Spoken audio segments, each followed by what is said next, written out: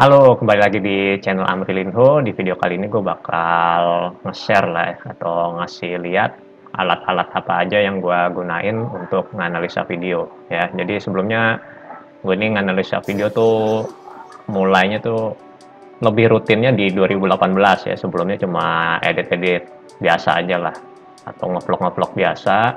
Tapi kemudian di Futsal ternyata gue rasa butuh banget nih buat analisa video. Ya di situ gue udah akhirnya ikut ke Cosmo, bantu-bantu analisa video sedikit. Kemudian yang bener-bener nganalisa banget tuh pas bantu Ken di timnas U20 ya. Di situ baru Ken mau apa, videonya kayak apa, baru gue bantu di situ. Ya, jadi akhirnya terus sampai ke Cosmo yang 2020, gue jadi asisten pelatih sekalian juga buat nganalisa video.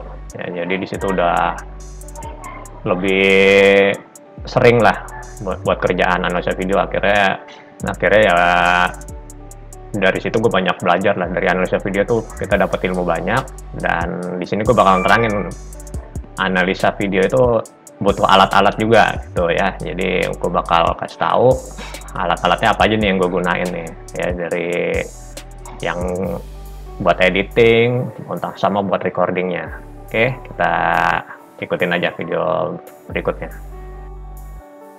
Alat yang pertama untuk editing, gue pakai laptop Asus ya, prosesornya i5, RAM-nya ini awalannya 4 GB, cuma gue tambah 8 GB jadi 12 GB, karena waktu 4 GB itu agak berat.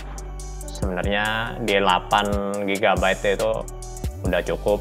Dan yang terpenting itu ganti harddisknya ke SSD ya, karena itu jadi bikin lebih ringan banget untuk proses editing.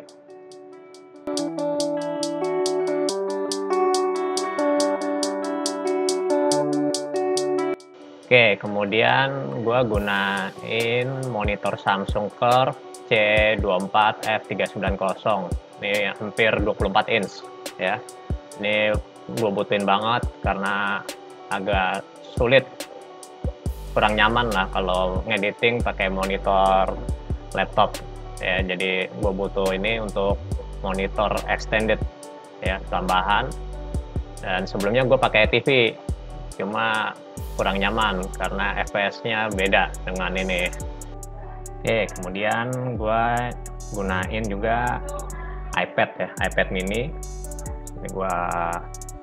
Ini penting banget, gue record pakai iPad mini ya. Terus ini juga bisa buat editing, jadi kalau emang buru-buru gue edit langsung dari iPad mini ini ya. Jadi ini sebenarnya pakai ini aja udah bisa gitu gue ya. Dan ini gue gunain iPad mini yang kapasitas 256 GB ya, karena buat video itu ini butuh kapasitas yang besar ya, jadi nggak ribet gue harus pindahin dari iPad langsung ke laptop, pindahin habis rekam langsung pindahin, jadi bisa gue buat record berapa hari baru gue pindahin, jadi nggak ribet.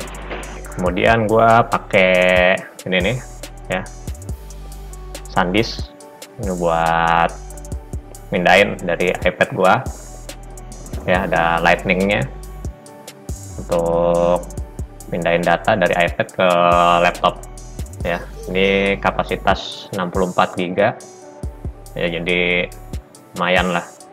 Jadi habis gua recording, kalau emang ini gua langsung pindahin ke laptop ya. Tapi ini maksimal buat mindahin tuh file 4 GB, jadi kalau langsung mindahin file di atas 4 GB ya nggak mau. Jadi biasanya gua kecilin dulu di laptop, biasanya gue kecilin dulu di iPad supaya hasil recording gue tuh nggak lebih dari 4 GB.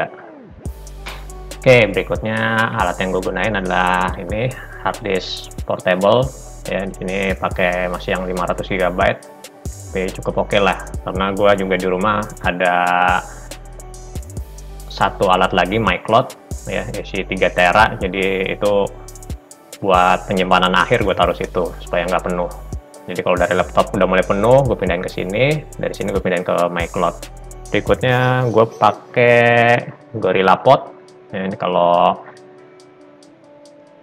kondisinya nggak memungkinkan aja nih ya, buat situasi tertentu aja. Kalau emang bisa tempel gue ikat di besi-besi di spot yang aman, bakal gue pakai ini. Kalau enggak ya pakai tripod juga. Tripod cuma nggak ada di sini alatnya. Nah, kemarin gue masih pakai tripod dari Cosmo. Yang penting tingginya tuh semata kita lah, bisa pakai sampai semata kita ya. Setelah itu gue pakai ini ya, ada lensa clip, bisa ke handphone atau ke iPad gue. Jadi kalau jaraknya agak jauh atau nggak dapet view-nya, bisa pakai ini ya. Ini lebih jangkauannya lebih luas ya, bisa dapet lebih luas lah. Harusnya nggak sampai satu lapangan, pakai ini bisa satu lapangan ya. Jadi wide atau fish eye, bisa pakai fish eye juga ya. Oke, terima kasih sudah menonton, semoga bermanfaat dan bisa jadi referensi lah buat kalian yang jadi pelatih yang ingin menganalisa video juga. Atau sebenarnya sih ini bagusnya satu tim itu ada satu orang atau tim buat menganalisa video ya, jadi nggak rangkap-rangkap ya. Bagusnya seperti itu, tapi karena keadaan di kita belum bisa ya buat sampai kayak gitu. Jadi pelatih futsal di Indonesia ya kalau bisa analisa video juga ya.